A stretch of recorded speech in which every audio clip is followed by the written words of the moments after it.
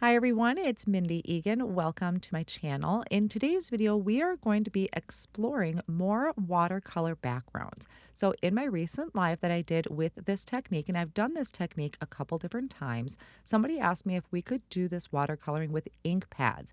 And I am here to tell you that yes, you can, and I will show you exactly how I did that using both a standalone stencil and an embossing folder. The products that I'm using today will be linked down below in the video description, but a lot of them are coming from the Autumn Escape card kit from Gina K Designs. But you can do this technique with any of your stencils and any of your embossing folders or embossing folders with coordinating stencils. Gina always packs her card kits just full of amazing products, and these are just two of what is included inside of that kit. Now let's go ahead and jump in. The first thing you're going to need for this technique is watercolor paper. This one happens to be from Alt New. It is a cold press paper, but any type of watercolor paper that you have in your stash will work. I'm also going to be using this slick surface from Tonic. You find this a lot with the Tim Holtz glass mats. They have a larger version now, and I just find that ink beads up differently on this slick surface versus my glass mat. So I prefer how this works, but you can experiment with both if you happen to have a glass mat. I went ahead and grabbed a medium carnation and wild dandelion. I squished my ink pad down onto that slick surface, spritzed it with water. I also spritzed my background with water or my paper, and then squished that into the ink. Now you can see I have a pretty definite line of the two colors, so I'm just taking that cardstock and I'm dipping it back into it.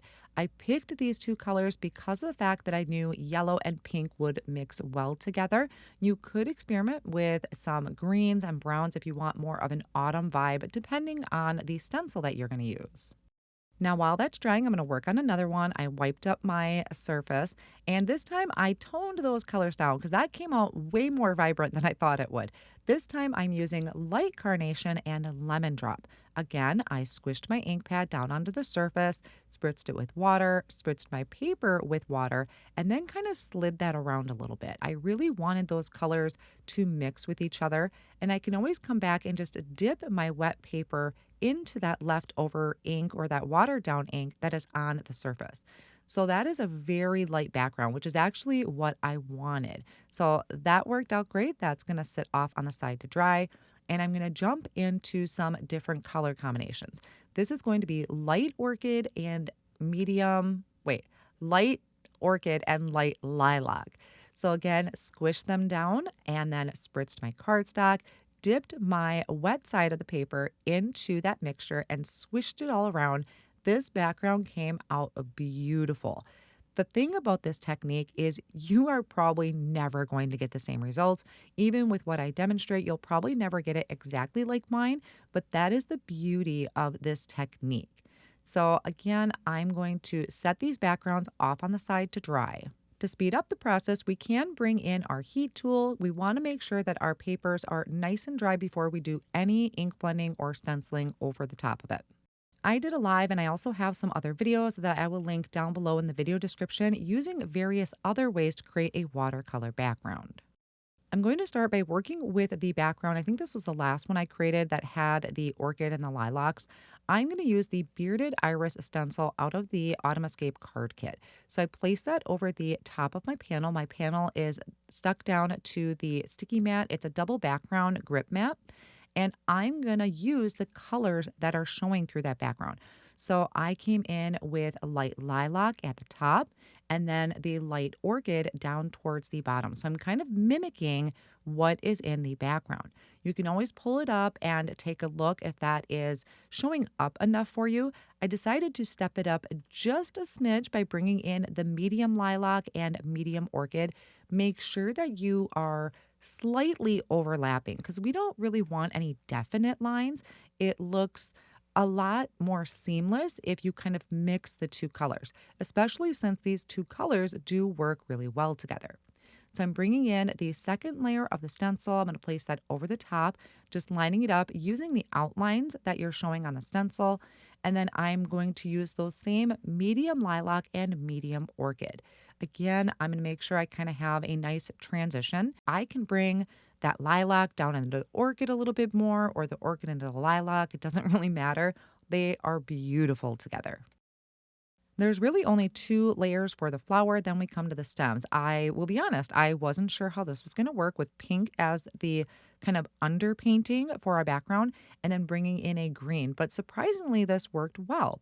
I started with key lime, which is a nice vibrant green, it really stands out, and then I'll bring in Kelly green and just kind of sporadically place that around. I still keep that highlight of the key lime, but then I also have that Kelly green in there for a nice bold pop of green. Now I'm going to jump to my second background that I'm going to create. This one is using the lighter panel, the second one that I did in the beginning. I'm placing this inside of the Friendly Flowers embossing folder. I want to make sure that when I run that through my Intricate machine, that the design is pushing up so that the watercolored background has all that nice embossed design on it. So the design is kind of pushed up into that background, if that makes sense. I did it backwards on the vibrant background. So that's why I'm trying to make a point that you use the correct side when you place it in your folder. Now, same thing here as I did with the bearded iris. I'm going to use the kind of watercolor background guide me for my ink blending. Using those same colors, I did the light carnation, and then I think I did bring in the lemon drop. I don't think I step it up to wild dandelion just yet. So I'm going through each layer of the stencil to build up the petals. This is really pretty because when you mix these two colors together, you kind of get an orange. Yes, I did use lemon drop. You kind of get an orange.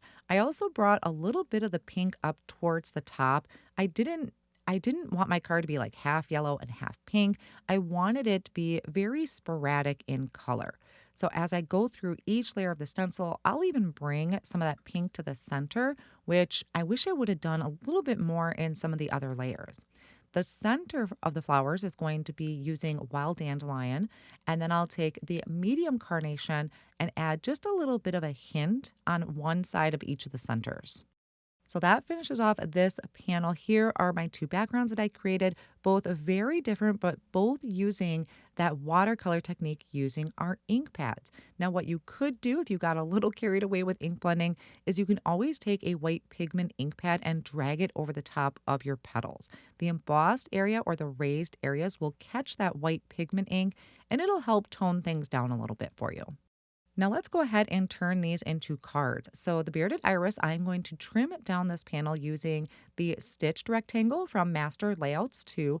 I lined that up about where I wanted it to go because I did have an idea of where sentiments and everything was going to go. So I was pretty confident on my placement for the rectangle.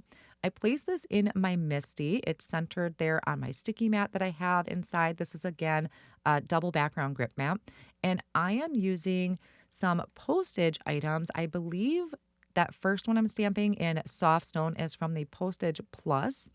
And then I have some additional elements that I'm bringing in from Postcards and More, which is probably one of my most used sets. And using that soft stone is a nice light color. It's not taking away from our ink blending. Off screen, I had done some stamping of the sentiments out of this otter collection. The cutest little otters, and I love the font that it has in this collection. So I had already gone ahead, stamped that in obsidian ink, and die cut it out with the coordinating die. My panel, my ink blended panel that I die cut out, is getting popped up on this postage rectangle using foam tape, and then just using a tape runner to add that to a piece of lovely lavender cardstock cut to 4¼ by 5½. I will then take my sentiment. I'm going to add some thin foam squares behind it and place that kind of in this little nook that is in between some of the flowers. I'll add embellishments a little bit later on, but one more thing I wanted to show you was I did color up some of these otters. Look how cute those are. They are so adorable. I just wanted to share that with you. Now, on our other panel, I did not want to die cut this out with the Master Layouts 2 because I didn't want to run this through the die cut machine again and flatten it. So I trimmed it down. I think it is 3½ by 4¾ just using my paper trimmer. And before I do anything, I want to add splatters. So one thing I found in my drawer are my perfect pearls. I mix that with a little bit of water and I'm splattering that onto my background. It's a very light white shimmer, if that makes sense. It's beautiful. If you haven't dug out your perfect pearls in a while, now is the time to do it. But after it dries, I added the foam tape behind this panel, placed it again over that postage frame, I believe it's called. I'll have it linked down below if you're interested in it. And then added this to Peach Bellini. I thought the Peach Bellini cardstock would match nicely because it's not pink, it's not yellow, it's right in between, and kind of getting the orange to really show through in this background. And then, of course, to really make those flowers shine, I'm just adding that sentiment again from the Otter stamp set right into the center of the panel. And here I'm going to come in and do some embellishing. I don't bring out my embellishments as often as I would like. So I'm placing the clear quartz solid sequins around both of my sentiments, attaching them with Connect glue and my pickup tool. So here's a look at both of the cards. This first one, you can see the beautiful shimmer in the background there. And then this one is the stenciled postage type of card. So I love exploring this technique. I'm totally hooked on it. I've heard a lot of you love this technique as well.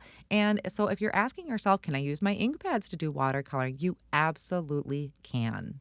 I hope you enjoyed this technique and more ways that you can use your ink pads. If you enjoyed this video, please subscribe to my channel and give it a thumbs up. I would really appreciate it. All of the supplies are linked down below in the video description and over on my blog. Thank you all so much for spending time with me today, and I'll see you again soon in another crafting tutorial.